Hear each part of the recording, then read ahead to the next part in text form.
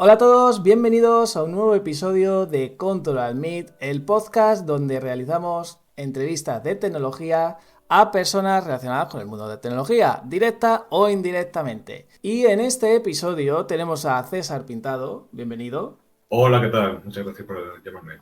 que es profesor de CISD, que es, bueno, ahora hablaremos de qué es CISD como tal, que es también analista en el Estado Mayor de la Defensa y partes cursos sobre tema de tecnología militar, que es un poco de lo que vamos a hablar aquí. Básicamente, lo que me interesa en este episodio que veamos, además, no voy a decir que está de moda la guerra, porque creo que es un poco feo, ¿no?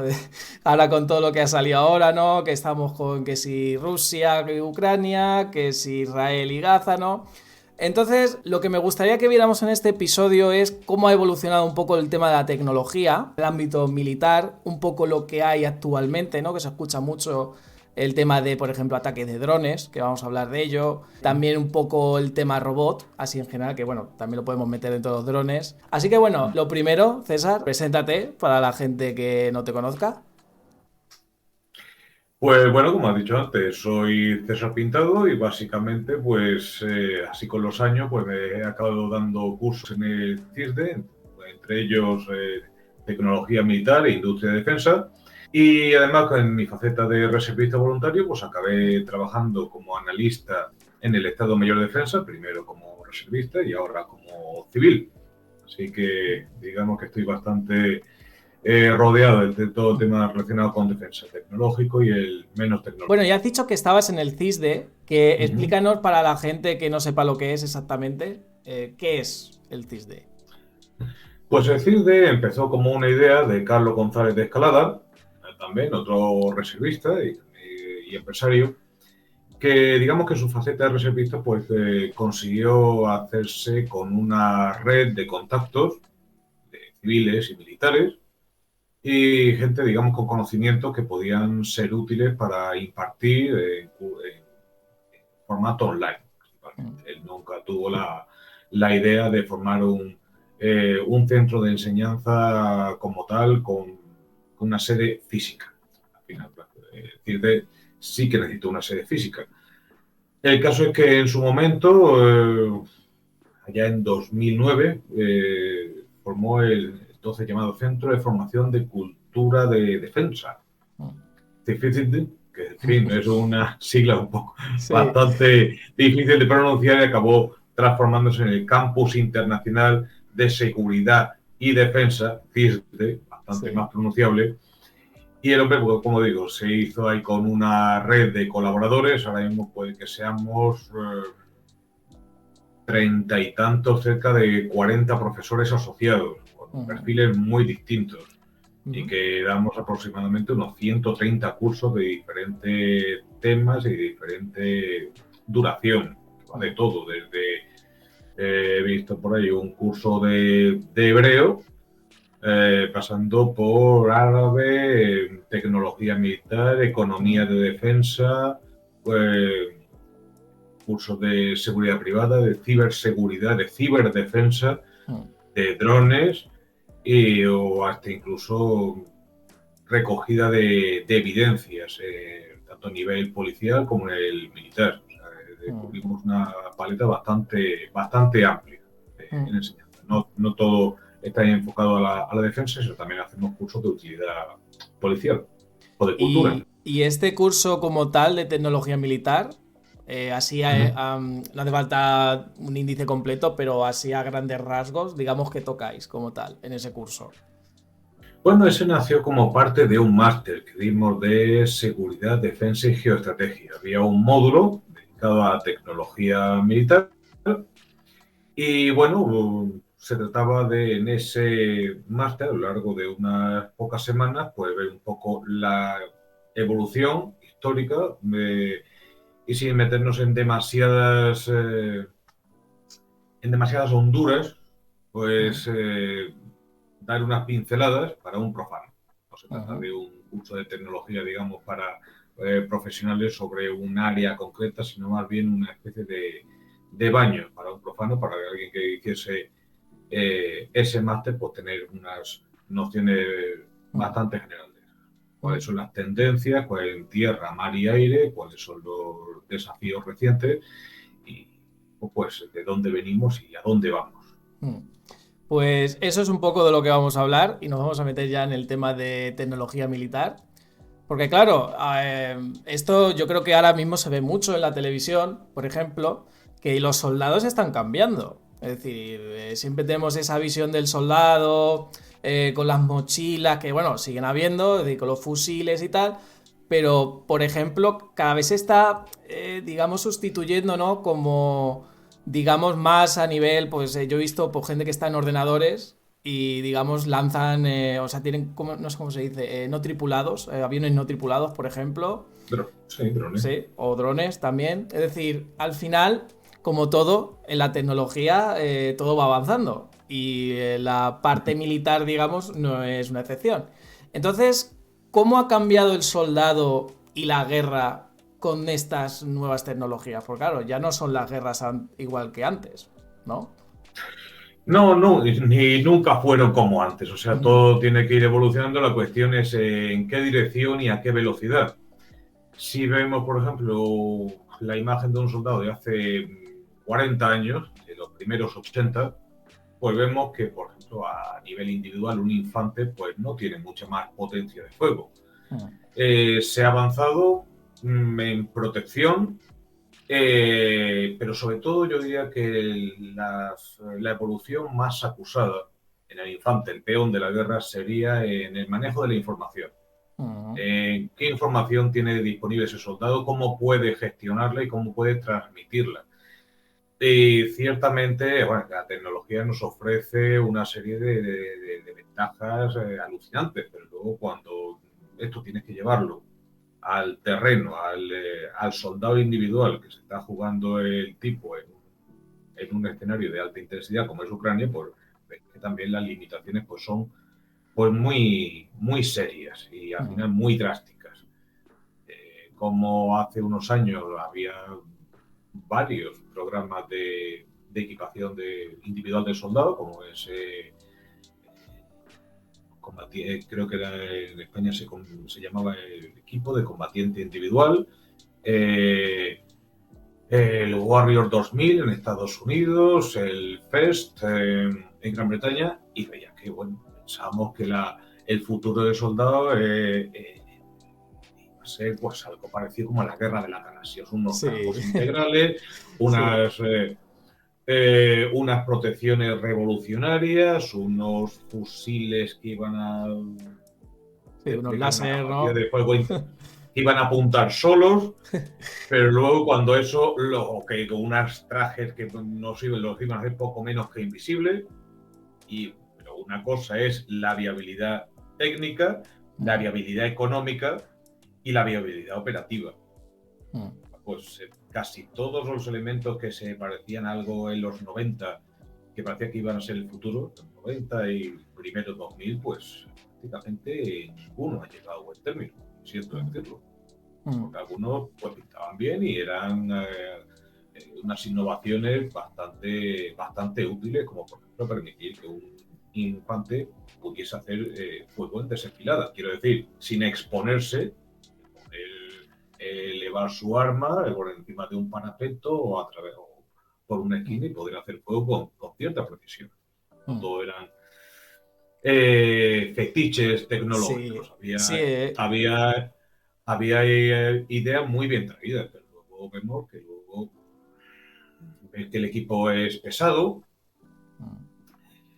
o que sencillamente es demasiado caro o que no soporta los rigores de campaña.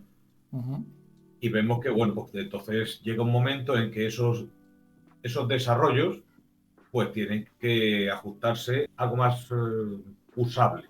Sí. Bueno, ¿qué podemos hacer entonces?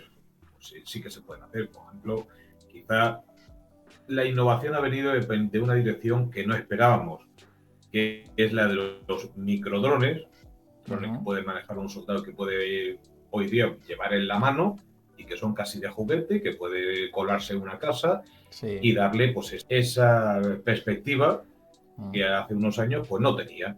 O sea, O, por ejemplo, hablamos de los drones estos que, por ejemplo, es para reconocimiento, ¿no? Porque muchas veces la gente piensa un dron y es un poco lo que ve ahora, ¿no? Que es para lanzarse contra el enemigo y ya está. Pero realmente, o sea, también hay eso yo también lo he visto, ¿no? Que se utiliza incluso robocitos de estos así pequeñitos, que son así como muy... son canijillos y tienen una cámara y se usan un poco para reconocimiento. Que eso yo creo que para un ataque, por ejemplo, en una casa o en un sitio cerrado es súper clave para, para eh, saber dónde tienes que y, atacar. au- y aún así, esos microdrones, pues pueden ser, hay que ser conscientes de que tienen unas limitaciones muy serias en cuanto a Mm, autonomía y sobre todo en capacidad de vuelo y que sencillamente por su peso, pues son muy vulnerables a rachas de viento. Pero bueno, a claro. lo mejor eso ahí tiene uno que ajustar sus expectativas, sus aspiraciones y pues qué clase de combate estamos librando. Mm, Obviamente, pues una sección de infantería pues ya se conforma con tener un dron que pueda doblar una esquina, elevarse unos cuantos metros y decir, pues, bueno, pues ahí detrás de ese edificio, detrás de ese bosque, pues nos está esperando la unidad enemiga para montarnos una emboscada. Y mm, con eso te conformas. claro. Si estamos hablando ya de combate, si estamos hablando de combate aéreo, pues también no es lo mismo tener una capacidad de vigilancia, de adquisición de objetivos a cientos, incluso a miles de kilómetros, que bueno, pues una Mm, unidad más modesta que esté luchando en Ucrania o en Mali y que ya se conforme con ver el movimiento enemigo a 50 o 100 kilómetros. mm. Pues uno pues juega la liga que juega con los Sí, recursos que tiene y a lo mejor pues, no te hace falta más, no hace falta comprarte un Lamborghini y cuando a lo sí, mejor con un Toyota Prius pues te resuelves exacto. tu problema. Claro, pero y hoy en día, digamos a lo que está tendiendo, sobre todo, quizá yo creo que esto es más estadounidense, ¿no? Un poco lo que decía. Es decir, ¿se está tirando a cuanto menos esté el soldado en el campo mejor? O digamos que sigue habiendo esa mentalidad de tenemos que estar en el campo y tenemos que, como digamos a la antigua, ¿no? Porque yo lo que veo mucho es eso, que cada vez hay más vehículos no tripulados, pues eso, ¿no? Lo de los aviones, como que se busca que cada vez el soldado esté en la retaguardia. No sé si me explico. Siempre hará falta presencia humana en el campo de batalla. Mm, Eso es impepinable. La cuestión es qué grado de exposición podemos permitirnos también con nuestros soldados. Vamos a ver. mm, Hace 100 o ciento y pico años la gente moría a miles en las trincheras de la Primera Guerra Mundial, primero porque a veces los mandos, los analistas de aquella época, ni civiles ni militares, supieron ver el futuro en la guerra. Iban pensando en tácticas del siglo XIX con armas del siglo XX. mm, Y eso y una situación de bloqueo que les llevó pues aquellas oleadas humanas y aquella pérdida tan tremenda de vida. También es verdad que en aquella época, pues bueno, pues quizá pues había más jóvenes para el reclutamiento y pues la vida, pues hombre, yo no pretendo decir que aquellos líderes fuesen insensibles a la pérdida humana, pero no tenían la presión mediática y social que tendría hoy un jefe de gobierno. mm, También es verdad que, bueno, y a riesgo de cosificar, que no es mi intención, en la vida humana, pues oye, al final, pues un soldado es una inversión. En mm, aquella época, pues el equipo de un soldado, pues eran unos cientos de dólares o incluso menos, porque el armamento al uso era un fusil de cerrojo con 5 proyectiles, a lo mejor alguna granada, o un casco, tus botas y lo que llevabas en la mochila. mm. Claro. Eh, Luego eso lo comparamos con el equipo que puede llevar ahora y es que hoy día un soldado, un humilde infante, pues una persona que lleva encima pues, miles de euros en equipo, en Mm, transmisiones, en su arma individual, que es casi lo de menos, en lo que se ha invertido en su formación. Estamos hablando luego de pensiones que hay que pagar en caso de ser herido o mm, ser baja mortal. sea, se pierde mucho dinero cuando matan a un soldado. Y estoy hablando del soldado más humilde, el infante que está en el campo de batalla, que pisa una mina o que recibe un disparo. Eso mueve muchísimo dinero. Los gobiernos son más, no sé si sensibles, pero sí vulnerables a la reacción social, a la reacción política cuando se acumulan las bajas. Sí, hoy en día es más... Estamos a la que saltamos y ya lo estamos viendo, ¿no? Con esto de Israel y Gaza, que está súper polarizado el tema. Ya da igual el apoyo popular que tengas. Cuando empiezan a acumularse las bajas, cuando la campaña se alarga, pues se produce un desgaste, o sea, hay una pérdida económica, un desgaste en apoyo popular, en respaldo político. Las unidades acumulan bajas y llega un momento en que el ejército pues, también se agota y dice, pues mire, hasta aquí hemos llegado, no ganamos para más. Sí, que es también lo que ha pasado un poco con, digamos, con Rusia, ¿no? Que han ido a tope con Ucrania y, bueno, por lo que yo he leído, han tenido muchas bajas. Ya aquí ya no sé yo a quién creer, porque luego también es un poco, ¿no? Lo de los medios que también juegan un poco, ¿no? A ese juego de, no, pues han tenido muchas bajas, están perdiendo. Y te dan como esa visión, ¿no? Que eso también un poco comentaremos, que es lo que te decía, ¿no? El tema de los datos. Pero bueno, esto yo creo que es más información. Entonces sí, eso es importante, ¿no? Yo creo que estamos entrando en unas, vamos a decir, dinámicas de guerra que ya no es una guerra y se queda en ese ámbito, sino como que a nivel geopolítico incluso afecta también. Mira, en nuestro ejército hay una figura que se dice que es el cabo estratégico. Cabo estratégico. Sí, señor. Y permite que te lo explique en un momento. El nivel en España nos manejamos con 3 niveles de conducción de las operaciones. El estratégico, el global, está el operacional, que se refiere a un teatro concreto de operaciones, un solo país, y está el táctico, que es pues, la unidad que está sobre el terreno y que tiene que tomar decisiones de utilidad y de plazo inmediato. ¿Qué ha pasado? Que entre lo rápida que va la información, la sensibilidad de las bajas y otros factores, pues esos 3 niveles pues se han aplastado. Llega un momento en que se solapan uno con otro. Lo mismo puede una decisión estratégica, pues puede tener unas repercusiones inmediatas a nivel táctico. Por ejemplo, que cambie un gobierno, toma la decisión de que hay que retirar las tropas y que una unidad que esté realizando una operación sobre el terreno pues se vea así de un día para otro con la necesidad de irse, sencillamente, y esté como esté y con las implicaciones que tenga. Y por otra parte, pues vemos que a lo mejor no solo baja, como aparte de las operaciones sobre el terreno, pues puede tener, según la forma en cómo tenga lugar, pues puede tener implicaciones operacionales o incluso estratégicas. Qué sé yo, por un soldado, pues que haya cierto número de bajas en una operación militar, según que otras operaciones, pues puede ser asumible, pero a lo mejor no es igual de asumible si ese soldado pues ha sido secuestrado, ha sido objeto de torturas o ha perecido en unas condiciones especialmente sospechosas. Pues eso no puede. En un momento dado esto sube la cadena de mando, en una cuestión de horas esto ha llegado a nivel ministerial o incluso de presidencia y pues, a lo mejor la muerte de un solo hombre o mujer, si puestos a ser inclusivos, pues te cambia totalmente los planes. Cual pone una situación muy vulnerable a ese cabo, por eso hay cabo estratégico, un jefe de sección, un jefe de compañía que está ahí desplegado y que se ve con una responsabilidad muy pesada y que algunas veces pues se ve asustado porque que eso, a lo mejor pues una cosa es el desarrollo de sus operaciones, porque cree que no tiene tanta importancia, pero que a lo mejor lo que pueda hacer o que lo que le pueden hacer pues puede tener repercusiones muy amplias.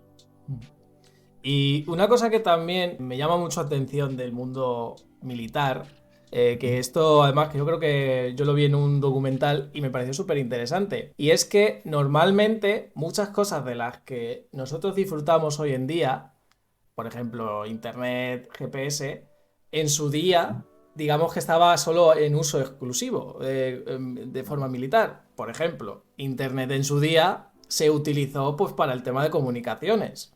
Es decir, al final luego eso se fue un poco de madre y ya se convirtió en Internet. El GPS que conocemos hoy en día, que claro, la gente no pensó en plan de primera, bueno, mira, para que cuando yo estoy en el coche y me diga dónde ir. No, no. De primeras era para, hey, tengo un objetivo, ¿cómo voy aquí, no? ¿Cómo me dirijo hacia aquí? Entonces, me parece eso bastante interesante, ¿no? A nivel tecnológico, que el humano como tal dice, hey, pues primero lo voy a desarrollar aquí y si luego tiene aplicaciones a nivel civil, pues sale. Que esto también lo estamos viendo ahora, por ejemplo, con lo que estaba comentando, lo del tema de los vehículos no tripulados. Que creo que era, no sé si era Israel o Estados Unidos, por la zona de Israel, no me acuerdo exactamente, pero sé que estaban como invirtiendo en unos barcos no tripulados, que al final eso es un poco la conducción autonómica, lo que seguramente dentro de unos años veremos. Entonces, digamos, a nivel de, digamos, esto que estaba comentando, ¿tú crees que van a haber más pues, novedades, ¿no? De este estilo que veremos en un futuro? Es decir, cosas que se están haciendo ahora a nivel militar, que en un futuro lo veamos los civiles. ¿Alguna es una cosa que se te ocurra? Vamos a ver, si estamos hablando de los drones, no es que vayamos a verlo, es que lo estamos viendo. O Sí, sea, los drones, los drones yo creo que la pasa al revolución. revés. Es decir, empezó yo creo que más a nivel doméstico y luego se ha ido a militar, diría yo. O se empezó a militar, que no lo sé, ¿eh? Eso depende de lo que consideremos un dron. Mm, Hay algunos que, bueno, que veían un dron hasta en aquellos aviones dirigidos por control remoto. mm, Eso ya existía en los años 30. Yo diría que el dron militar, tal y como lo conocemos ahora, pues empezó más bien en la guerra del Líbano, en Israel, que lo empezó mm, Israel en el 82. Se empezaron a hacer los primeros vehículos aéreos remotamente tripulados con una función específicamente militar.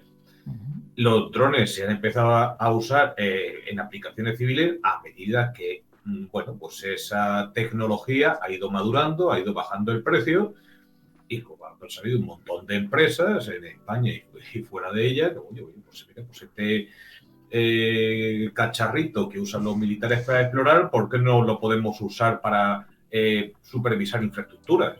mm, O para hacer fotografías de cultivo, o para vigilancia del tráfico. mm. Sí, sí, que En eso es lo ese, que pasa al final con toda esta tecnología.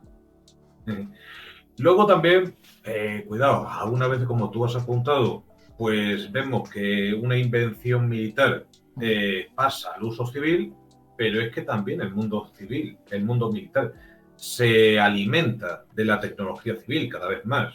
ujú, Estamos por, sobre todo, el tratamiento de la información, la informática, la inteligencia artificial, que va a ser una auténtica revolución, ya la está siendo. O sea que hoy día, digamos que es yin y el yang, mm, un ente que se alimenta de otro, que se combinan a nivel tecnológico, a nivel mm, de perfiles profesionales. Y bueno, algunas veces, pues digamos que es uno el que contagia al otro o el primero al segundo.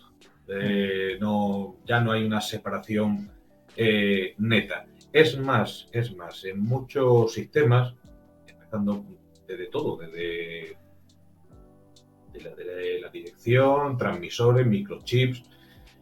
Se busca en el empleo militar uso cada vez más extenso de componentes civiles, mm, sencillamente porque es más barato. claro. O sea, a nadie se le ocurre desarrollar un ordenador de uso personal específicamente militar, y son Mm, modelos militares. Los ordenadores que tenemos en la oficina son Dell y Hewlett ujú, Packard y Apple y tal, ¿no? ujú. Que no vamos haciendo Sí. específicamente militares. Los vehículos pues son, bueno, pues algunos son vehículos militares que luego han pasado al civil, como el Humvee, Ujú.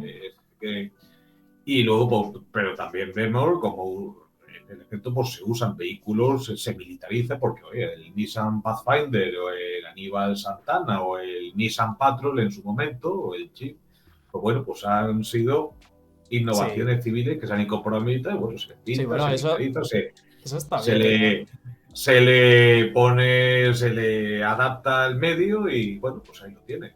Mm. O sea Oye, pues que no lo había pensado, ¿eh? Yo siempre lo había visto de civil a militar, pero nunca de militar a civil. O sea, de militar. El Jeep, pues bueno, fue un invento militar, pues se sí. buscaba un vehículo así de bajo precio. De hecho, no lo desarrolló una sola empresa, digamos que al final el modelo fue las aportaciones de varias empresas y empezó pues, entonces la gente no iba en vehículo todoterreno, así Claro. con tracción en las cuatro ruedas. Entonces, pues, bueno, vieron, oye, qué curioso va esto, cuántas unidades hay, se ven, acabó la guerra, había miles de unidades, oh, pues qué bien me viene esto para el campo. Claro. Y, a, y al final, y ahí empezó el uso civil de los 4x4, de los vehículos todoterreno. Mira. Y con el tema de los drones, que lo hemos Uh -huh. hablado, yo creo que hasta hablado bastante, pero profundizando sobre ellos, ¿por qué hoy en día están tan de moda? Porque hoy, ahora mismo, no hay día que no escuche que ha habido un ataque con un dron, que, pues, sobre todo en en el tema de Rusia y Ucrania. No sé si en Israel, Gaza hay también, pero lo escucho sobre todo a nivel ucraniano. Es decir, ¿por qué se están poniendo tan de moda a nivel tecnológico los drones? Pues han pasado dos cosas. Por un lado, los drones podríamos decir que han evolucionado en dos direcciones.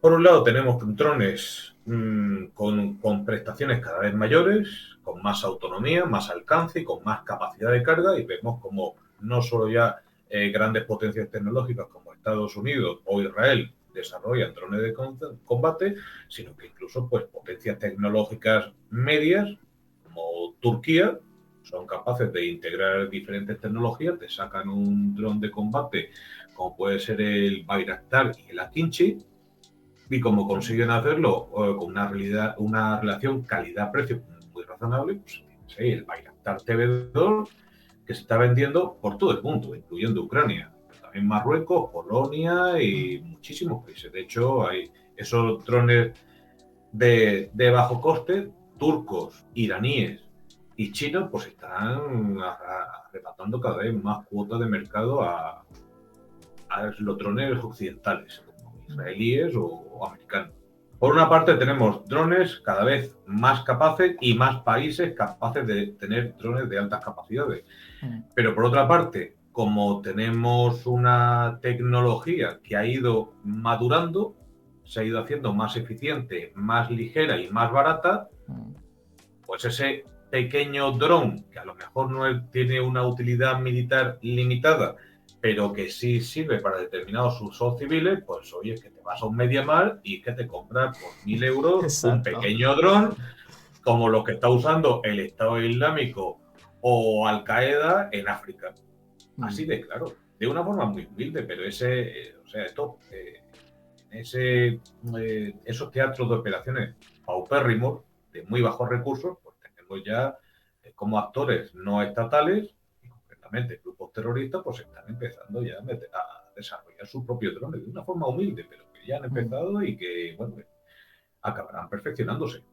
Y Mm. por eso, pues bueno, y te encuentras con que en Ucrania, pues una amiga ucraniana me estaba contando que había gente que se construía ya sus propios drones o que Ostras. se los compraba en Amazon Ostras. y los tuneaba en casa con un garaje. Oye, pues a lo mejor ese dron que te compras por 1.000 € en MediaMarkt, pues hombre, obviamente pues no puede hacer misiones a cientos de kilómetros, pero si tú eres un manita y eres capaz de ponerle una granada de mano de unos Exacto. 300, 400 gramos y eres capaz de ponerle encima de un vehículo, soltarla, pues es una forma muy humilde, Claro. pero a un coste muy pequeño le puedes amargar el día a una unidad.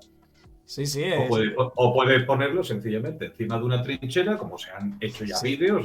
exacto. Oye, pues mira, yo voy con mi granadita y aquí a este soldado que está en la trinchera, pues se la coloco. Sí. ¿Qué Además, una coste le cosa. supone, Sí, sí, perdón, qué sigue, coste sigue. le supone el enemigo? Pues aunque sea un solo hombre herido, ni Mm, siquiera muerto, pues es un hombre que va a tener que evacuarlo, que va a consumir recursos, que va a tener que pagarle pensión, tratamiento médico. claro. Y el equipo que pierde. El coste, pues el coste a lo mejor por esa granada y ese drop pues puede rondar lo mejor el equivalente a 1.000 euros. Mm.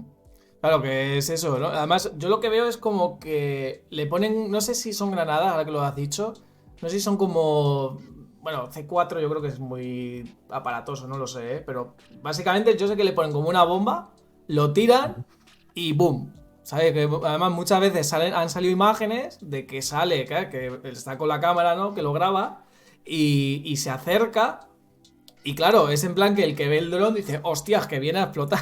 Porque es eso, ¿no? O sea, es que Claro, tiene que ser un miedo o sea, tú ves un dron y dices, joder, mira que viene el dron, pero tú lo ves en la guerra y dices, ostras, que esto viene a matarme, claro. Es básicamente. que algunas veces el efecto psicológico puede ser tanto más valioso que el efecto real. Mm, No estoy seguro, hace unos meses había oído que en Pskov, un aeródromo ya en territorio ruso, pues cada vez estaban teniendo más ataques de drones ucranianos mm. y como no podían tener a todos los aviones en los hangares, los aviones que estaban en pista los estaban empezando a proteger con neumáticos. Mira. Sí, sí, No, ponerle mira. neumáticos, bueno, si trae el drone, pues entre rebota y tal, Ah, por lo claro, menos mira. lo Ah, deja. mira. Pero, Un antidrón. pero ahora sí, una medida antidrone, hay quien se pone un tejado de uralita y se, Mira. se, se, se protege como pueda. Ahora bien, ahora tú piensas lo que supone a ese caza o ese avión de transporte que tú estás cubriendo de una forma muy barata. ¿De acuerdo? Mm, Pero ya estás lastrando muchísimo su disponibilidad. Porque esos neumáticos hay que ponerlos y quitarlos a mano. claro. Ese avión ya no puede salir al aire cuando hay una alerta. Hay que Mm. ponerlo ahí Sí, aparte y tienen bueno, que y empezar a tienes hacer que sacarlo. cosas. Sí. Y hacen falta, al final, cuando venga, a ver cuánto tardas en cubrir un Su-35 con neumático. Mejor no tarda. Ahora tú empiezas a acumular ese trabajo, esos neumáticos que hacen falta, y resulta que para una base aérea modestita, como puede ser, no sé, Alcantarilla, que tengo cerca de casa y en Murcia, tú imagínate lo que hace falta para proteger de esa manera a los aviones que tienes ahí. Y te supone, pues, te supone un trastorno tremendo. Y además el efecto psicológico de decir, leche, Claro, es que ya no cualquier estoy, ya no momento. estoy a salvo. Exacto, Me, que en cualquier me, momento te llega a hacer un ruidito esos de los drones que, que parecen mosquitos. ¡Pum! Claro. Y es que Que es dice, bueno, brutal. un avión de combate pues puede enfrentarse a una red de radares. Estamos Mm. hablando de un dron chiquitito que a lo mejor Sí. va a muy pocos metros de altura, Sí, es verdad, que se puede, los radares no los pillan, ¿verdad? O, o- depende del radar, depende del tamaño del dron y Mm. depende de la altura. Porque la Pero si gente se estamos estará hablando, protegiendo, ¿no? Entiendo. O sea, se estarán haciendo medidas antidrón, rollo radares antidrón que sea más pequeño, ¿no? O algo así. No lo sé. claro, pero tú al final no hay defensa aérea completa. Tú Claro, tienes que eso ponerlos un sí. umbralete y tienes que jugar. No, al final, ¿cómo te defiendes tú de un dron que tiene el tamaño de un juguete y que Es que puede eso es una y locura, que ¿eh? puede y que puede volar a un par de metros por encima del suelo? Claro, es que es Tiene imposible, muy o sea. poco. Pues es que es imposible. Al final, pues te Claro. meten en miedo en el cuerpo. Yo esto lo compararía a esa aviación de combate primigenia en la Primera Guerra Mundial, bueno, Mm. aquellos biplanos Sí. que, bueno, pues tenían la potencia de fuego que tenían, tiraban unas bombetas del tamaño de una Coca-Cola de 1 litro. Era una aviación muy humilde, que no era decisiva por sí misma, no te rompía un frente, a lo mejor no te causaba demasiadas bajas, pero llevaba la guerra al territorio enemigo. Entonces ya el cambio de mentalidad era total. Ya es decir, no, ya no estoy tan seguro en la retaguardia, porque puede aparecer unos aviones por el cielo, me ataca un hospital, me atacan un convoy. Pues a esa aviación primigenia, esa aviación tan humilde, en la Primera Guerra Mundial, pues yo diría que ahora son esos drones, incluso esos drones de bajo coste y con poca capacidad, pero que ya te meten el miedo del cuerpo, ya te pueden complicar la vida a un coste muy reducido y sin necesidad de largos años de aprendizaje que puede tener un piloto de combate. Y luego también he visto, que no sé si lo has visto, que esto creo que lo han hecho la gente de, no sé si te suena la empresa Boston Dynamic, que creo que son así, se han hecho muy virales, haciendo robocitos y tal. Creo que ha sido esta gente que han mostrado como una especie de robot, así como tirado en el suelo, y que se levanta solo y que cada vez van haciendo muchos avances, ¿no? A nivel de robótica, ¿no? Muchas veces se ve que como que lo van empujando un robot y que se va estabilizando y tal. ¿Tú crees que vamos a llegar al punto de ver robot? Que esto es muy futurista, yo lo sé, y esto es muy Terminator. ¿Tú crees que vamos a llegar al punto de ver robot en un frente de batalla? Es decir, no te hablo de aquí a 5 años, pero no sé, en un futuro más o menos, no sé, 20, 30 años quizá. Yo hoy por hoy no veo yo ejércitos de Terminators avanzando porque su coste sería inasumible Exacto. y hay cosas que el ser humano, pues por su propia morfología, pues todavía hace de una forma más eficiente. O sea, Mm, es muy complicado para un robot antropomórfico, vamos a ver, subir una escalera. claro. Sí, ¿Cómo eso es puedes? verdad. O poder echarse al suelo lo bastante rápido. Mm, Otra cosa que tú puedes usar, y hace muchos años que usamos robots para tareas especialmente expuestas, como por ejemplo TEDx, para la Lo de... desactivación de Ah, sí. explosivos. Sí, sí, sí, es verdad. O claro, pues mira, el primer vistazo lo hará el robotito, lo Por si mandas con acaso. una cámara, lo echas un primer vistazo, mira, pues no lo veo claro, lo dejamos, lo detonamos, Mm, o podemos mandar al artificiero con su traje y su protección, pero ya reduce la exposición de la gente. mm, Y en ese sentido, pues bueno, pues eso es lo que estamos haciendo ahora con esos drones, que bueno, pues permiten, en vez de mandar ahí al explorador a jugarse el cuello doblando esta esquina o asomando la nariz por encima de tal, pues si puedes mandar el dron y te mm, puede resolver eso, pues bien. Luego vemos que sobre el terreno, pues todo es más difícil, todo es más complicado, todo está claro. más limitado, porque los drones se descargan la batería, miren, no tengo dónde enchufarlo, Claro. o hace demasiado viento y no lo va a tirar al suelo, Mm, o esto no, la visión nocturna pues no funciona tan bien como te dice el fabricante. O mm. sea, luego te ve esa fricción sobre el terreno, esa serie de problemitas que se van acumulando, esas carencias, pues te pone la tecnología en tu sitio. Mm. Además, yo he Yo, visto también, perdón que te corte, he visto también como hay, no sé si has visto esos que son como perros, que van así a cuatro patas, que van así como dando así muchas pataditas, y eso yo los he visto incluso a nivel como si fueran mulas. Es decir, para simplemente cargar equipamiento y que vaya siguiéndote y poco más. Es decir, no sé si eso se utiliza hoy en día o es también un poco fantasía. Que yo creo que también hay mucho marketing en esto de los robots hoy en día. bueno, vamos a ver, yo hace también mucho tiempo que veo esos vídeos de Mm, esas como mulas mecánicas que parecen muy prometedoras, que parecen, bueno, oye, como todo, la innovación siempre es un mm, camino de ensayo y error. Hay ideas que te parecen buenas, pero luego resulta que no son, no son viables, no son económicamente viables, o luego resulta que pues, lo rechaza el propio ejército por la razón que sea. No obstante, yo le tengo cierta fe a ciertos proyectos, ciertas soluciones modestas, como si dijéramos. Por ejemplo, en España, sin ir más lejos, en la Legión, hace tiempo que se está probando un sistema que se llama Temis, mm, lo hace creo que una empresa estonia, y básicamente es una caja, una caja así en reja con unas orugas, y esa caja pues tiene muy sencilla, realmente es una caja así de rejilla, con unas orugas, no hay ninguna maravilla de la técnica, y que tiene una capacidad de transporte de unos 500 kilos, si no me falla la memoria. Ujú. Y en esa caja pues tienes diferentes posibilidades. Y como es una tecnología sencilla y es un diseño sencillo, en ese cuadradito pues puedes usarlo de ambulancia, puedes usarlo de carga y aliviar también la carga de los infantes. Puedes ponerle a lo mejor un sistema anticarro y usarlo como plataforma de fuego móvil.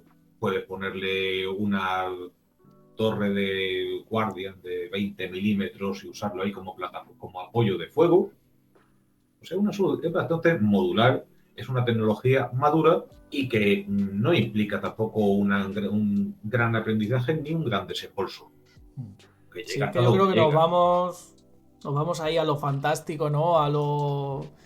Como si nos fuéramos ya al futuro y hay veces que hay cosas que son más fáciles, es decir, que es cuatro Efectivamente. cosas, una cajita como dices tú y ya está, y eso te lo soluciona. Y ya está, y a lo mejor esa sección de infantería pues le basta con eso porque lo que necesita es algo sencillo, algo duro y algo que pueda usar pues ahora para llevar un arma o bueno, ahora pues para llevar a unos heridos porque llevar unos heridos ahí si estás en un punto remoto pues hasta que puedas evacuarlos en helicóptero por otros medios pues llevar su peso pues puede ser complicado. O tú mismo puedes estar lastrado en tu autonomía porque al final la capacidad de carga de un ser humano, pues llega hasta donde llega. Y si, por ejemplo, bueno, pues a lo mejor la comida, si es desecada, pues no es un problema. La munición, pues a lo mejor tienes de sobra. Pero cargar agua en un ambiente donde no hay agua, pues realmente te lastra. ¿Cuánta agua puedes tú Claro. cargar? Y No puedes por con esa la montaña, garrafa por un ahí, desierto. claro. Bueno, Claro. no puedes con la garrafa, oye, pero si tienes esa mula mecánica por llamarla así, porque la mula Sí. mecánica es otro artefacto. Y tú puedes, usar esa caja, esa capacidad de carga, que puede usarse para otras cosas, como es vigilancia o como es apoyo de fuego, pero puede darle esa utilidad, digamos, modesta, pues, oye, pues estupendo. Y mira, pues esa es la solución en ese momento para esa unidad. No obstante, yo, vamos a ver, soy un poco escéptico en cuanto a los drones terrestres. O más que escéptico, llamémoslo prudente, porque vemos que como una tecnología que ha madurado, que se ha hecho más barata, pues bueno, ha cambiado ya la naturaleza del combate aéreo y del combate aéreo tanto sobre todo en apoyo a tierra. Vemos que cada vez son viables más innovaciones en la guerra naval. Vemos como por un ejército modesto como el ucraniano, pues oye, ya están produciendo drones navales, incluso con impresoras y en 3D, Mira. Ostras. efectivamente. Porque estamos hablando a lo mejor de un dron kamikaze, de una lancha sencilla. Vemos como en puertos, incluso puertos españoles, ya hay barcos remotamente tripulados Sí, como sí, lo que comentaba tráfico de antes, sí. puerto, para vigilancia portuaria. Pero, el combate terrestre es otra historia. El combate terrestre es más dinámico, es más complejo El y terreno es sobre todo, complicado. Yo diría el y terreno. sobre, y sobre todo, como descubrieron muy a su pesar los rusos en unas pruebas que hicieron en Siria, pues es que el combate terrestre está rodeado de edificios o de árboles o de obstáculos que Claro. impiden la llegada de la señal de radio, de GPS y tal. Hostia, verdad, Con lo también cual, eso. pues, claro, por ejemplo, los rusos que sacaron un vehículo así con mucha potencia de fuego y una bastante menos feo, el Uran 9, pues en Siria se perdía la señal cada 2 por 3. Ostras. Y no le llegaba el Claro, wifi, ¿no? no le Así. llegaba al wifi y a lo mejor tú estabas manejando ese Ostras. Uran que tenía, claro, te lo llevabas a Alepo, te lo llevabas a una ciudad y a lo mejor, venga, pues estaba el operador a lo mejor a 500 o a 1000 metros, pero la señal no paraba de cortarse porque estaban rodeados de ruinas, de edificios especialmente complicados, que te devuelven la señal, que rebota y que no te lleva y se te quedaba parado el dron ahí en medio de la ciudad. Ostras. Eso sí, es que eso hay mucho que investigar, digo yo. Pero sí. Claro. No lo había pensado lo de la señal. ¿Cuál es la solución entonces? Que la señal venga desde el aire. Entonces necesita otro dron para repetir esa señal. O sea, yo ahora mismo el uso de drones terrestres como plataformas de combate lo veo difícil. No imposible, pero lo veo muy difícil, sobre todo en combate urbano y en combate en bosque. Si el terreno ya es despejado y hay una línea visual expedita, otro centro de operaciones, bueno, pues sí, puede ser. Pero ya te enfrentas a otros problemas. Y una cosa que también habías comentado antes, que es el tema de la inteligencia artificial, ¿no? Que es algo que también ahora está muy de moda, ¿no? Y incluso yo he llegado a ver, creo que te lo pasé para que lo vieras, que me pareció súper curioso, que yo esto no sé si es verdad o no, ¿vale? Es decir, porque a nivel de información yo ya ni me fío de las cosas, o sea, vi como una especie de fusil que tenía básicamente inteligencia artificial y creo que incluso podía transmitir en vídeo. Que eso es una cosa que no entiendo a nivel de guerra. Es decir, no sé si a nivel, digamos, para operaciones, para grabarlo. Es decir, a nivel de tecnología, o sea, a nivel militar, ¿cómo está afectando la IA? ¿De qué forma? ¿Dónde está impactando como tal? Vamos a ver. Pues, ¿cómo decirlo? La cosa va por barrios. Hay determinadas cosas que no ves tú ni la viabilidad técnica ni la viabilidad operativa. Bueno, un soldado ya con inteligencia artificial, ¿qué pasa? Ya no tiene inteligencia natural tampoco para apuntar. Otra cosa es que tenga mejores elementos de puntería, que tenga mejores visores, que tenga el sistema para designar los blancos o para decir de dónde viene. Lleguemos al extremo de inteligencia artificial para el fusilero que está ahí, pues sinceramente no lo veo. Lo que sí veo, una utilidad ya inmediata y ya actual de la inteligencia artificial es, por ejemplo, la elaboración de modelos predictivos para la inteligencia militar. Bueno, es una base de datos donde tienes tus eventos, tienes todo mejor cómo dónde y en qué forma impactan los proyectiles enemigos, los de artillería y tal, y bueno, pues a partir de ahí, de esa estadística, pues puede hacer unos modelos predictivos que pueden ayudarte a tomar decisiones. Hace unos días, pues me contaron el caso curioso, ya estamos hablando de recursos humanos. Es una auténtica habilidad, algo que da casi miedo. A una compañera mía, pues, que está en un puesto en el extranjero, le hicieron un test de 25 preguntas y con inteligencia artificial le sacaron un perfil, pero completo de varias páginas. Y con un grado de precisión que le sorprendió a ella. Bueno, y tan es así, tanto de afinó que incluso la ascendieron. O sea que mira. le vieron ahí la tarea, tú vas aquí.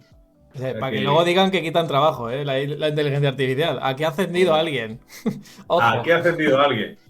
Y sobre todo, otro aspecto además, donde le veo una utilidad sería el mantenimiento predictivo. Es decir, venga, pues vamos a ver cuál es el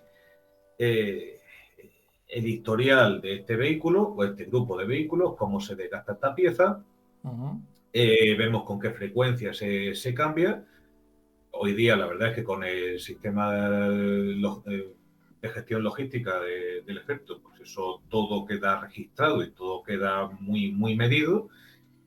Bueno, pues te ves que una inteligencia artificial pues te puede decir, pues mire usted, este vehículo, este carro de combate, se le va a desgastar el cojinete, el ritmo actual dentro de 7 meses.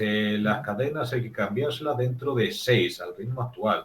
Si sale de maniobras cada X tiempo de estas características, pues el chasis va a tener que recibir un mantenimiento del segundo escalón dentro de tal.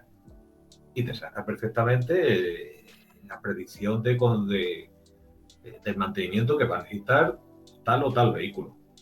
Y que hablar ya del gemelo digital que se está sacando en la próxima fragata F-110, donde cada buque va a tener una representación en 3D y entonces digamos que el personal de apoyo en tierra va a poder acceder al estado real de mantenimiento de ese buque. Incluso mejor y con más detalle que la propia tripulación, que al fin y al cabo no puede llegar a todos los rincones. Ostras. Estamos hablando de una representación en 3D, un holograma que podrá ver, la válvula de tal, que mide la presión del aceite del cuarto de la sala de máquinas de tal, pues tiene ya un desgaste. Oye, pues la vamos a decir a estos que ya toca cambiarla. Porque ellos no la vean, porque no pueden verla, pero nosotros sí. Eso es afinar, a tope. Efectivamente, o sea, las posibilidades que ofrece ahí la inteligencia artificial son, no te diría que infinitas, pero una cosa que pasó bastante desapercibida a la opinión pública fue en febrero de 2020. Claro, antes de la pandemia. Claro, en febrero de 2020 en Libia tuvo lugar el primer ataque con drones sin intervención humana, como lo estás viendo. Mira. Y fue con un enjambre de drones turcos que no eran precisamente no eran ninguna maravilla tecnológica. Estamos hablando de un enjambre de unos 20 drones, una cosa bastante humilde, que se estaban usando contra las tropas del general Haftar. Bueno, la cuestión es que ese enjambre de drones estaba conectado a un sistema de inteligencia artificial que iba buscando la identificación de determinado equipo.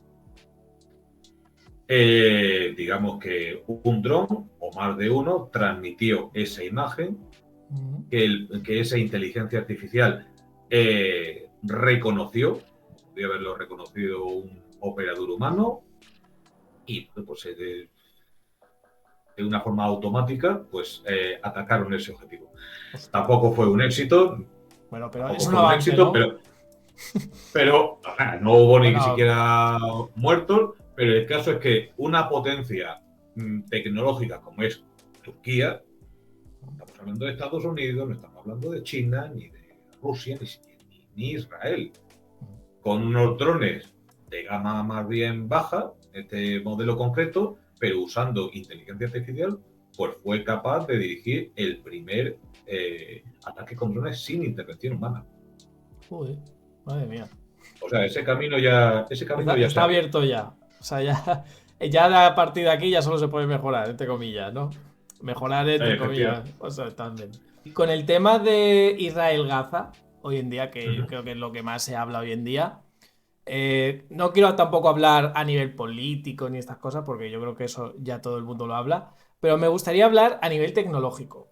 Porque, claro, estamos hablando de dos bandos muy diferentes. Es decir, estamos hablando de Israel, que tiene una tecnología muy avanzada, contra Gaza o Hamas, bueno, no sé el bando exactamente, donde realmente es un poco más casero, ¿no? Es decir, he visto también mucho el tema de drones, por supuesto, pero pues eso, ¿no? Tienen más, por ejemplo, lanzacohetes, he visto pues eso, fusiles como tal, Kalashnikov, que es un clásico.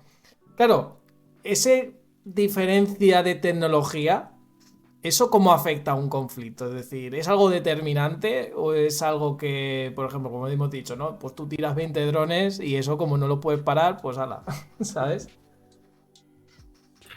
Vamos a ver. Digamos que en la guerra de Gaza ese choque tecnológico, en ese choque tecnológico yo haría cuentas aparte. Ese intercambio de bombardeo, esa guerra de salvas que ha tenido con Irán y por otra parte la campaña aeroterrestre que está habiendo en Gaza. Hamas obviamente no es una potencia militar. Ahora bien, luego cuando examinamos lo que es determinados vectores, como es el equipamiento individual o el uso de determinados medios, como pueden ser aquellos parapentes que usaron Sí, en la incursión del 7 de octubre, también pues sí. cuidado que pueden ser bastante innovadores a su manera. Es verdad, sí, sí. Luego vemos, luego vemos que Hamas, pues vale, no tiene la capacidad artillera que puede tener una potencia industrial como Rusia, pero sí que son muy imaginativos y tienen mucho apoyo, reciben mucho dinero para desarrollar esa artillería de bolsillo que puede ser incluso activada a distancia. Y bueno, tú pones tu lanzacohetes en un huerto en tu zona y sin arriesgar vida, pues tú puedes detonarlo a distancia. No es un arma precisa, pero funciona bien como un arma terrorista. Tiene el alcance que tiene, te aterroriza a una población, te causa las bajas que son y bueno, aunque tú bombardees el punto de origen, pues ahí ya no hay nadie. O sea, obviamente es un combate tecnológicamente desigual, pero en el que, digamos, la baja tecnología consigue enfrentarse, y algunas veces con éxito, con la alta tecnología. Y eso lo hemos visto también en otros teatros, como puede ser Irak y Afganistán, donde tiene una insurgencia pues tecnológicamente menos dotada, pero muy imaginativa y con pocos recursos, pues puede complicarte mucho la vida, porque sencillamente se limita a crear bajas, hacer daño. O sea, ¿qué cualificación hace falta o qué recursos hace falta para hacer un IED y ponerlo en la carretera y Claro. reventar un objetivo civil, militar y tal? Y causarle al enemigo pues unas bajas y sobre todo y una pérdida económica importante. Pues vemos que con unos cientos de dólares pues, puedes causar daños de miles o incluso millones de dólares. Eso por una parte. Una vez cuando se enfrenta esa alta tecnología y esa baja tecnología, no siempre quien tiene más recursos es el que gana. En cuanto a ese intercambio de bombardeos que ha habido de Israel y con Irán, pues la cosa es muy distinta. ¿Era Es un muy ataque distinta. de drones, puede ser? ¿O algo así? ¿O cómo era? ¿O eran mini Eh, misiles? por ejemplo, ese ataque que fue la noche del 12 al 13 de abril, creo que fue de Irán contra Israel, pues fueron aproximadamente 350 municiones. Hoy leí en un cuadro. 350 municiones cuando descendemos al detalle, tampoco lo tengas por exactas las cifras, pero creo que fueron 70 misiles de crucero, unos 120 misiles balísticos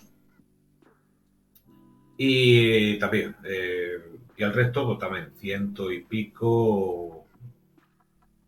El resto serían de drones kamikaze, principalmente Shahed Sí, fue un 136. poco de todo, ¿no? Básicamente. Sí, hubo ahí un mix que, en fin, no te digo yo que les lanzasen a los israelíes lo mejor que tenían, porque tampoco, bueno, hay misiles balísticos que tienen un alcance de 2.500 kilómetros, incluso más, pero tienen pocas unidades. Una cosa que hay que entender antes que nada de Irán es que es un país que está sometido a unas sanciones muy severas desde hace unos 45 años. Tú ves, si tú miras un balance militar en un James o incluso en Wikipedia, ¿en qué consiste la Fuerza Aérea iraní? Pues ves que la mayoría de los cazas son ya muy obsoletos. Tienen grandes dificultades en encontrar repuestos. Estamos hablando de una fuerza aérea cuyo caza más abundante es el Phantom, comprado en época del Shah. Estamos hablando de un caza de los 60. O todavía tienen F-14 Tomcats, los de Maverick. Sí. Estamos hablando de un caza de los 80. O MiG-29, un caza ruso de los 80 también. Claro, Irán no puede desarrollar un caza propio, ni de cuarta, ni mucho menos de quinta generación. No puede, tiene una fuerza aérea que llega pues hasta donde llega. Donde sí fueron los iraníes muy imaginativos y muy innovadores del primer momento, pues fue tecnología de misiles, drones y sí, básicamente eso. Así como los alemanes después de la Primera Guerra Mundial tuvieron que ser creativos y tuvieron que, claro, ve uno, por ejemplo, ve esa capacidad, esa fabricación de drones por parte de Irán y han apostado muy fuerte. Llevan invirtiendo ahí, pues yo creo que desde los 80, cuando veían que no podían reponer las bajas de sus aviones en la guerra contra Irak, pues oye, aquí tenemos que parir algo, una aviación de bajo coste, que podamos aquí, oye, pues mira, ya los israelíes ya empezaban a usar drones en el Líbano, o sea que aunque su camino para conseguir drones de combate de altas prestaciones ha sido muy largo, y es algo que no han conseguido hasta hace pocos años, realmente los iraníes creo que tienen ya drones de utilidad militar desde el 99, si no antes. Tíos tienen bastante experiencia en el tema. Y uno de sus éxitos de exportación son drones kamikaze como el Shahid 136. Tan es así que se lo vendieron en gran número a los rusos para usarlos en Ucrania. Tuvieron que funcionarle bastante bien porque los rusos compraron la patente, llegaron a un acuerdo con los iraníes y esos Shahid 136 ya se están produciendo en fábricas rusas. Fíjate. Ese Shahid 136, estamos hablando, no es ninguna cosita de cualquier cosa, estamos hablando puede tener unos 40 kilos de capacidad de carga, de explosivo, y tiene un coste unitario aproximado de unos $20.000. Estamos hablando ya de un señor dron. Sí, sí. Que puede tener, eso es un dron. En el MediaMarkt no te lo encuentras, ese dron, ¿eh? Eso en el MediaMarkt todavía no lo encuentras. Estamos hablando de un dron que permite bombardear territorio israelí. Claro. O sea, ya es un dron que, bueno, que va y que al fin y al cabo pues, sea recuperable y que está teniendo un éxito comercial importante. Y por tanto, pues Irán, estamos hablando de una potencia tecnológica que tiene sus limitaciones, pues está consiguiendo unos éxitos comerciales bastante importantes con estos drones kamikaze y con otros pues, más ligeros y otros de altas prestaciones, como el Shahid 149, en muchos casos, pero sí. Que ya tú le ves una apariencia y unas prestaciones, al menos sobre el papel, que puede ya tratarse de tú a tú con el Predator americano.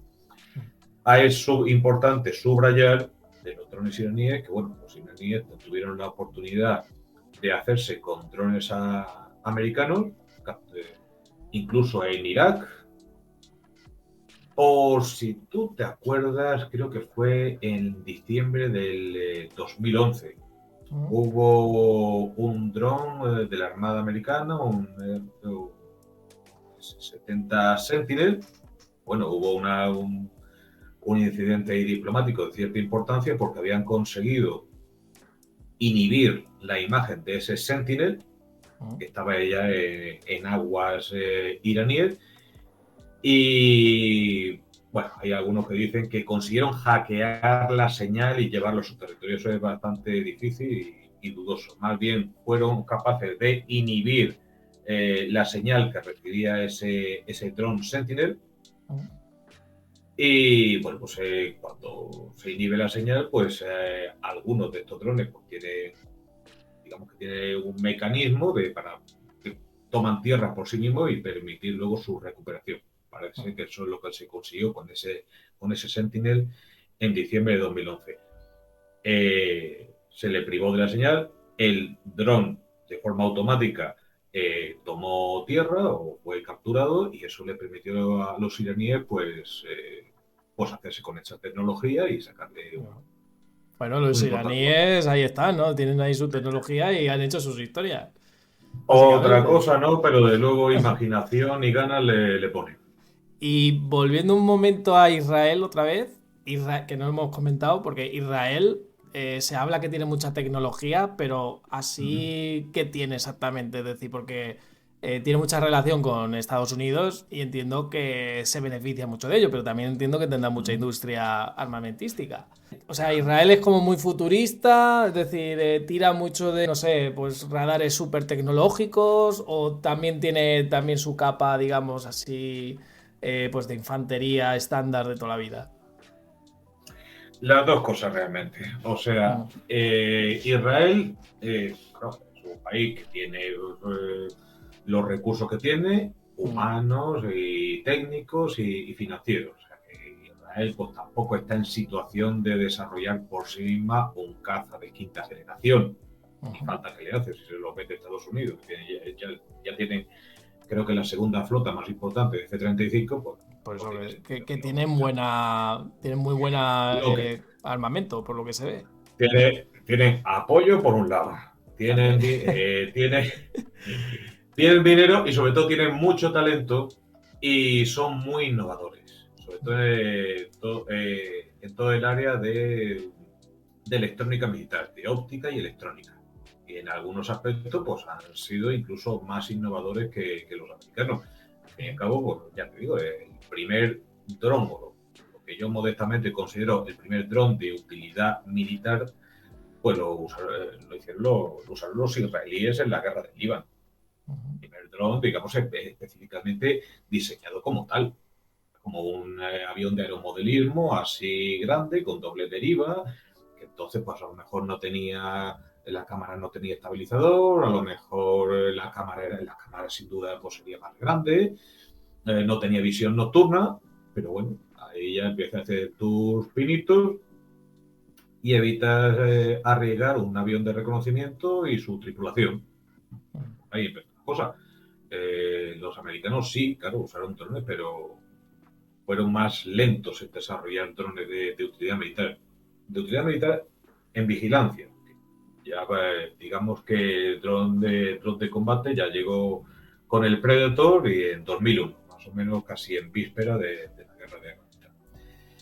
¿Qué más tiene Israel? Pues es que Israel tiene de todo. Tiene de todo. Pero Tiene también está tirando, por ejemplo, no sé si eran ellos lo que he dicho antes, lo de esto de no tripulados. ¿Eso también está invirtiendo ahí o eso es paja, básicamente? vamos a ver. Si estamos hablando en ambiente de guerra terrestre, pues sí, Mm, tienen eh, robots para desactivación de explosivos y tal, por supuestísimo. Ahora mismo no te sabría decir qué desarrollos tienen en drones navales. Supongo que sí, porque la custodia de sus puertos pues, es algo que les importa mucho. claro. La Armada israelí pues tampoco tiene necesidad de desplazar buques muy lejos de su litoral, o sea, su amenaza es principalmente terrestre y es de cercanía. Mm, No estamos hablando de una armada oceánica, mm. pero que sí, que tendrán drones para Seguro. recogida de inteligencia y tal, posible, claro. Seguro. Y por supuesto, la industria de israelí de drones pues es tan antigua y tiene tanto prestigio como la americana. Tan Mm, es así que, por ejemplo, cuando aquí el Ejército del Aire hace unos años pues abrió un concurso para dotarse de un dron de uso estratégico para vigilancia y tal, pues los dos principales contendientes eran el Hermes ujú, ¿no?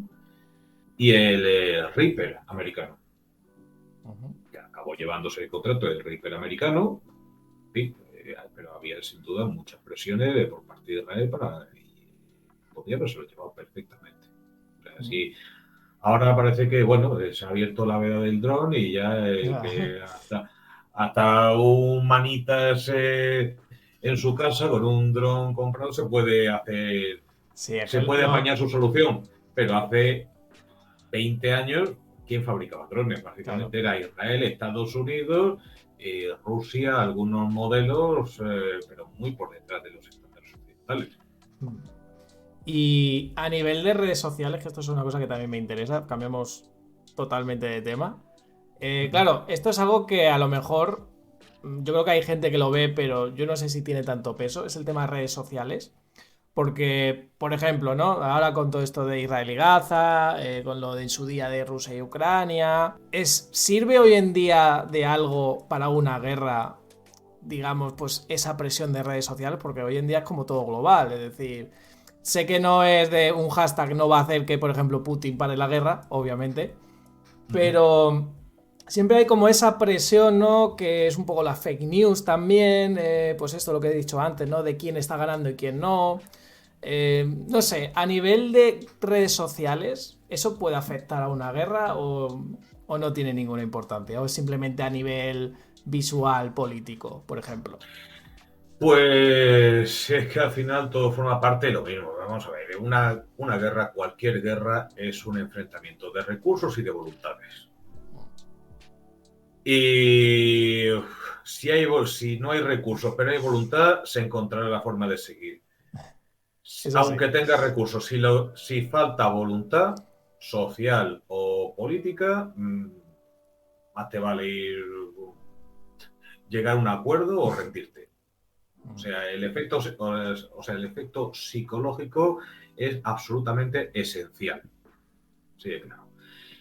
Estamos hablando ya de la guerra psicológica, estamos hablando de la propaganda, estamos hablando de la difusión de noticias, las verdaderas o falsas.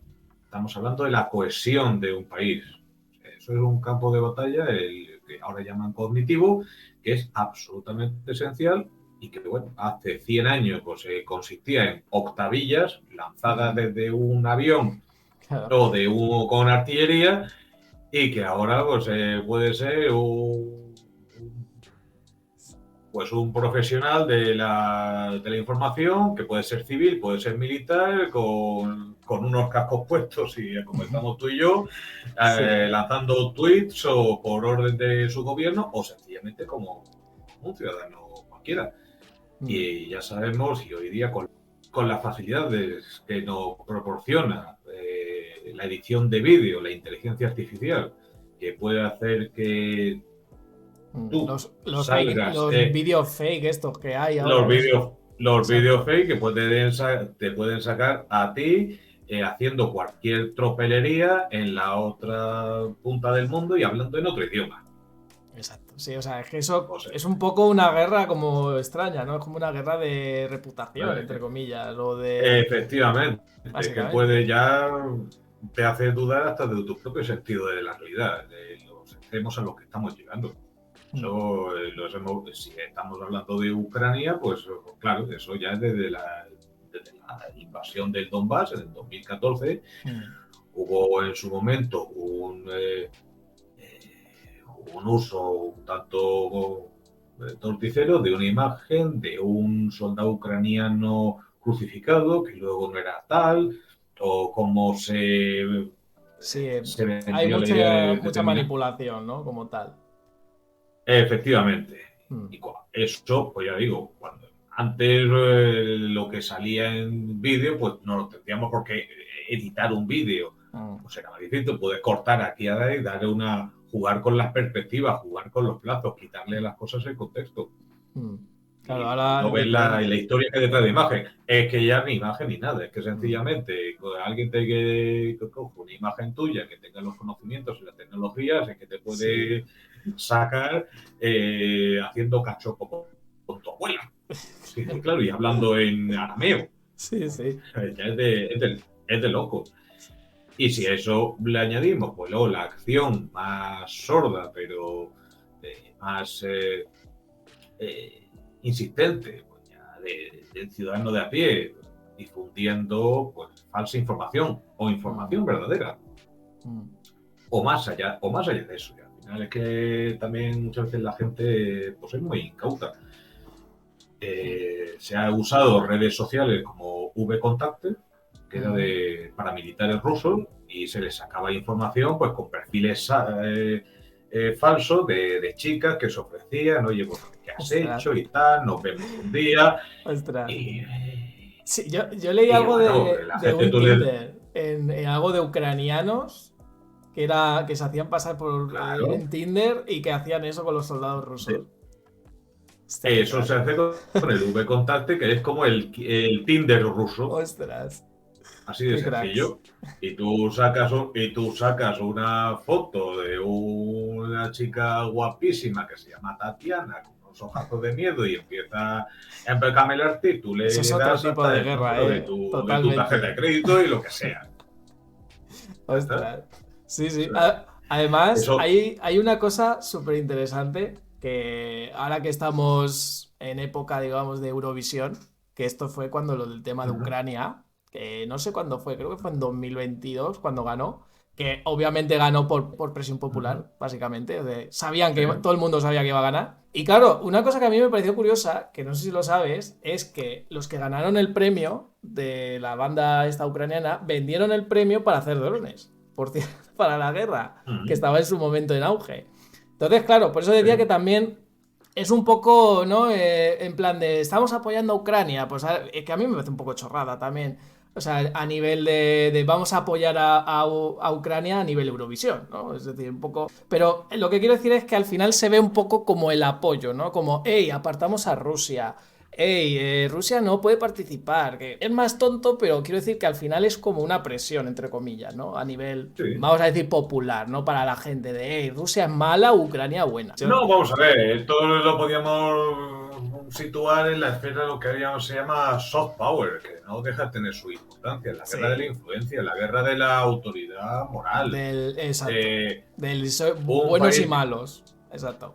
un país que te vende sus series, pues te Mm, acaba vendiendo su imagen, sus valores, su historia, su forma de hablar, su comida y lo mm, que sea.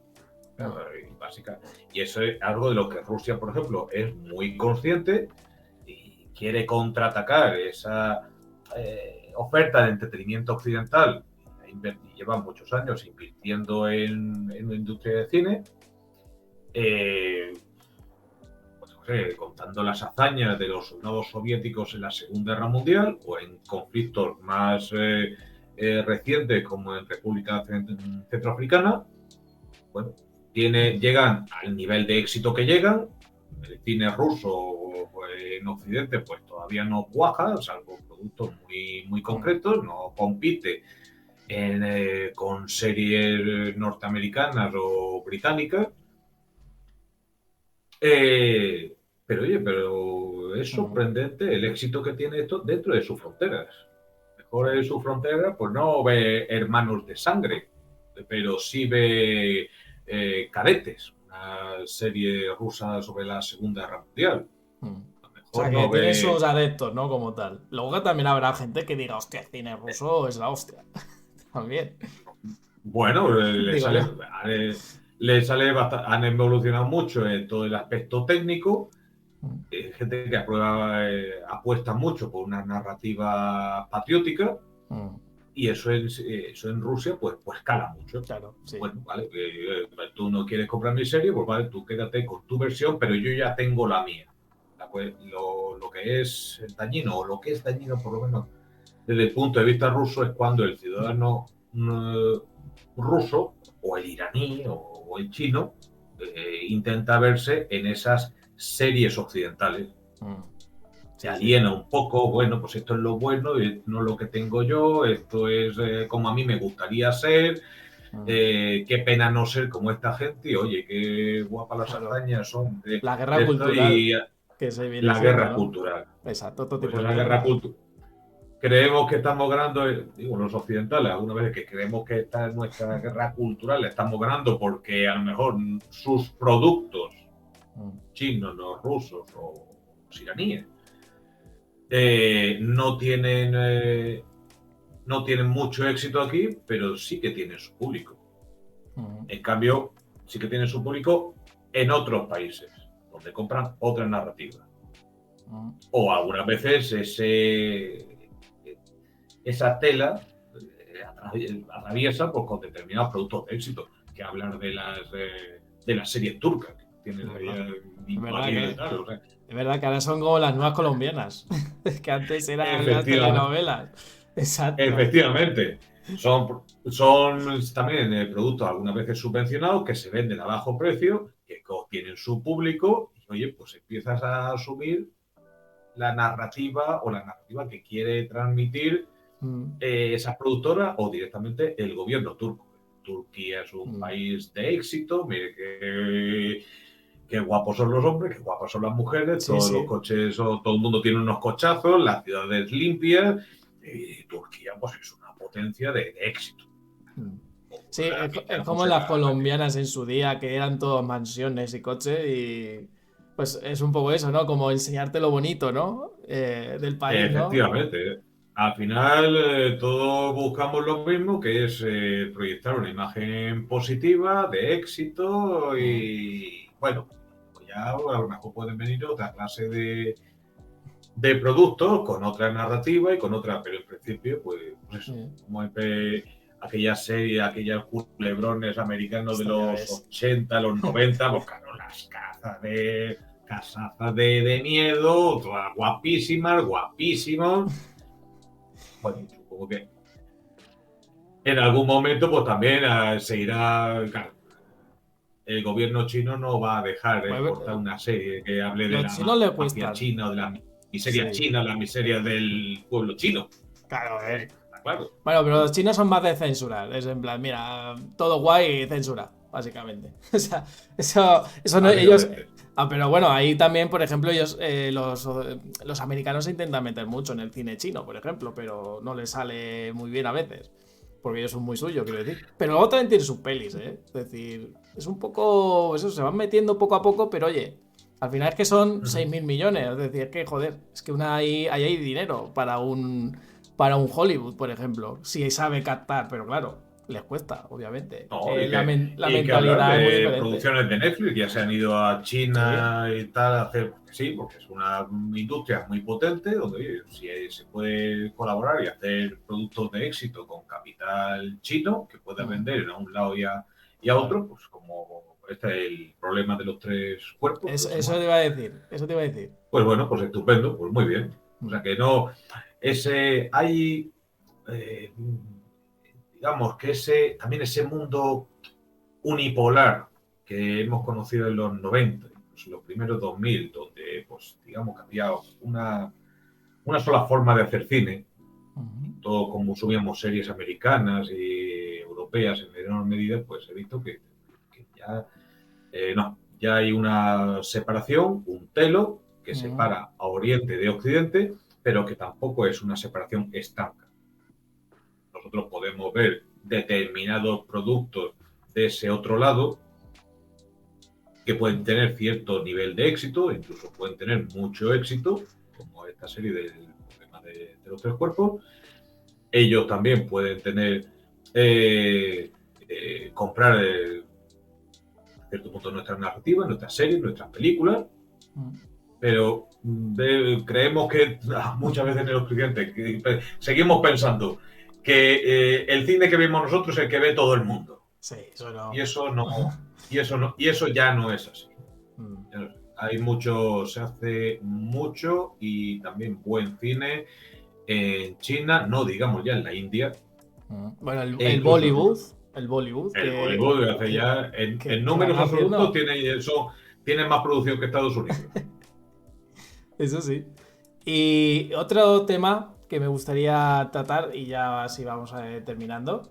Hemos hablado de guerra cultural, hemos hablado en redes sociales, hemos hablado de la guerra hoy como tal, pero hay una guerra que también creo que se está librando, y creo que se está librando desde hace mucho, que es la guerra en el mundo digital.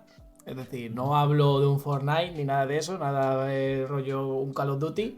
O sea, yo me refiero más a el tema de control de datos, ¿no? Del tema de, pues, por ejemplo, ¿no? Esto que se están constantemente atacando, ¿no? Ataques cibernéticos, que se intentan, pues eso, ¿no? Por ejemplo, captar datos, por ejemplo, de, no sé, de alguna zona importante o incluso simplemente a nivel... creo que esto en Ucrania pasaba, ¿no? De que intentaban averiar básicamente centrales eléctricas para que se queden sin electricidad, ¿no? Que eso es un poco una guerra diferente, es decir, es una guerra desde el teclado. Es decir, esto hoy en día, ¿tú crees que, claro, esto yo creo que irá aumentando? ¿Tú cómo lo ves exactamente, esta guerra digital, vamos a decir? Vamos a ver. Hoy día estoy seguro si lo recoge ya la Estrategia de Seguridad Nacional Española u otro documento. Pero hace poco vi que, por lo menos a nivel académico, en España ya se habla de 6 dominios. Toda la vida hemos hablado de tierra, mar y aire. Ahora se habla... No, ahora es 6. A 6. Que es tierra, mar, aire, el espacio, el espectro electromagnético y el ciberespacio. En el ciberespacio, aquí tenemos un mando conjunto de ciberespacio, a base de retamares, que depende del Estado Mayor de la Defensa, y ya te puedo decir que hay ataques diarios. O sea, España ahora mismo no te sé decir, es de los países que recibe más ciberataques. Son ciberataques muchas veces vienen de fuentes privadas o por delegación o sea, ataques de hackers, ya sea por parte de gobiernos o no gobiernos, son diarios. Bueno, igual que un país que protege su espacio aéreo, pues puede haber invadido su espacio aéreo casi todos los días. La mayoría pues son una avioneta que se sale de ruta, no sigue plan de vuelo, se ha perdido, se ha despistado, ahí está en tu espacio aéreo, y si no vuelves a tiempo o tú pasas de las instrucciones del controlador, hay un sistema de alerta aérea, despega un caza y te bajan los humos. Se procura no llegar a ese extremo, pero eso forma parte de la vida diaria de la defensa aérea de un país. Sí. Una red de radares y un sitio, se llama un alerta, un scramble, y pues oye, tenemos ahí un avión que no se atiende a la zona. Eso en el ciberespacio es constante. España, pues prácticamente todos los días recibe ataques. No hablemos ya de otros países. Claro, ya cuando hay guerra de por medio tiene que ser más constante, ¿no? Por ejemplo, entre Ucrania y Rusia yo creo que tienen que haber muchísimos más. Eso ya será pues guerra sin cuartel diaria. Yo estoy hablando de España, obviamente pues, todos los días los distintos mandos pues si informan de sus operaciones diarias. Pues, tenido tal intrusión, tal incursión de tal emergencia en tal sitio, y o sea, hay una guerra soterrada constante en el ciberespacio. Y eso, si no, cualquier asesor de seguridad informática de un banco te lo puede decir. Todos los días reciben tienen que atajar algún ataque, algún intento de intrusión. Eso sería en el campo del ciberespacio. A veces puede ser como todo, más intenso, de esta o de otra. En el espectro electromagnético, o sea, en los radares, pues también estamos hablando de guerra electrónica, que también es diario. Eso sobre todo en el armado y en el aire. O sea, que un enemigo te lance unos chaff para cegar tu radar o para crear una distracción, o tú mismo puedes enfrentarte a una falsa amenaza por la incursión de un avión que puede ser comercial o sencillamente aviación enemiga que testea tus defensas.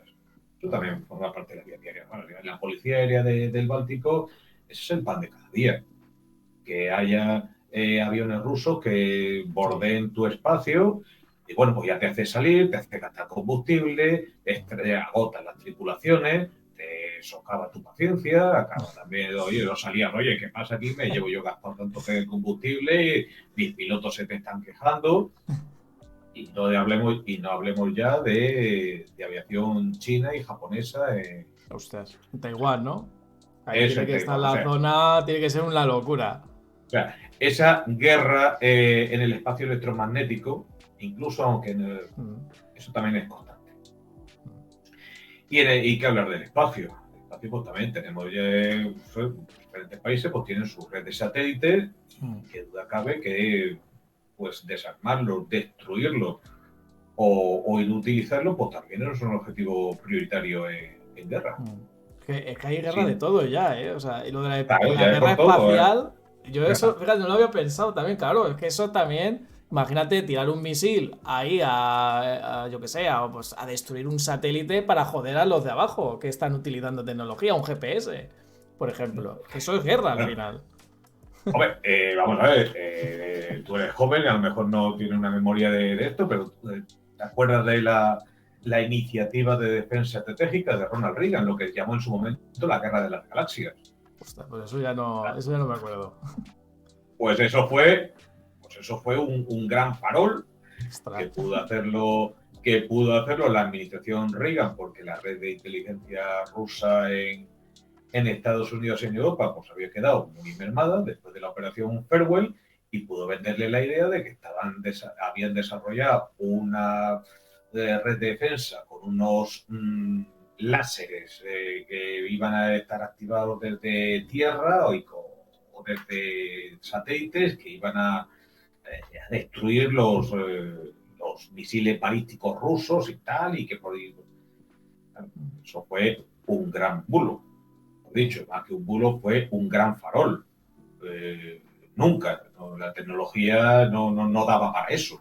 Hoy empieza a dar, porque sí que hoy es posible eh, desarrollar láseres u otros armas de energía dirigida.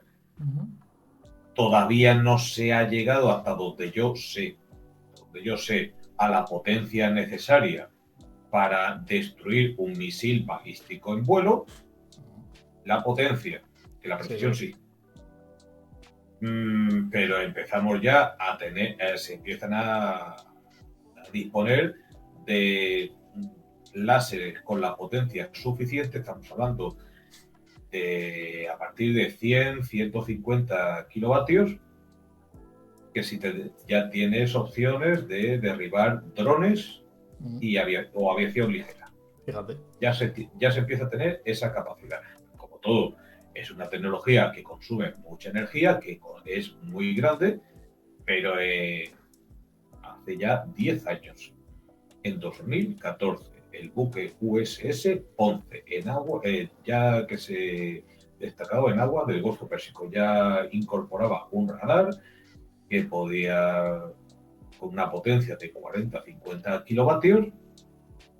Eso está en YouTube, USS Ponce, puedes buscarlo láser, y ahí vas a ver cómo hace ya 10 años había buques con un radar, con un láser embarcado con la potencia suficiente para eliminar un dron pequeño. Quien dice un dron dice elementos de puntería, elementos de electrónica fundamental, de radares y tal, pero con una precisión milimétrica. Claro, 50 kilovatios pues te dan para eso, para fastidiar la electrónica enemiga o un dron pequeñito. Lo último que supe es que ya, por ejemplo, el USS Delaware embarcaba un láser de 150 kilovatios, por lo menos. Eso ya te da para acabar con un dron de altas prestaciones o incluso un helicóptero. Y a partir de ahí, pues cuando llegas a lo mejor a un megavatio, pues empiezas a tener la capacidad de derribar pues un avión de carga o un avión de combate. Esto es como, ¿no? Van a empezar a ver láseres por los cielos. Claro, Pues, claro, a medida, claro, y ya empieza a haber algunos vehículos terrestres de preserie, estamos hablando de una arma nueva que está en introducción, que como todo, pues primero pues empieza siendo más modesta, más voluminosa, menos eficiente, pero a medida que esa tecnología vaya madurando, pues se irá haciendo más barata y no tengo la menor duda. De aquí a lo mejor a la vuelta de 10 o 20 años, pues se empezará a generalizar el uso de vehículos terrestres que en vez de tener un cañón antiaéreo, pues llevarán un láser Ostras, eso sí que es futurista. Eso es muy Star Wars, ¿eh? No, pues eso ya existe. Ostras, Eso ya existe. Eso ya existe y varios modelos.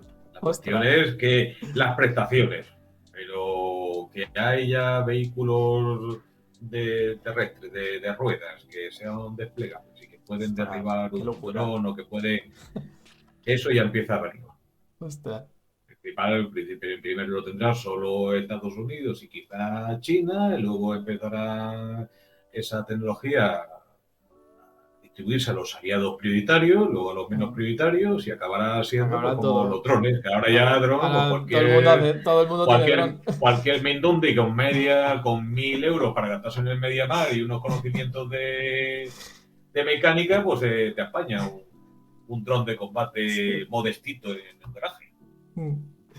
Eso sí. Pero sí. Y luego ya, para ya acabar con esta pregunta, así a nivel general, ¿tú dónde crees que se va a dirigir el tema de la tecnología en el ámbito militar? ¿Dónde crees que van a decir aquí es donde van a apostar en los próximos años?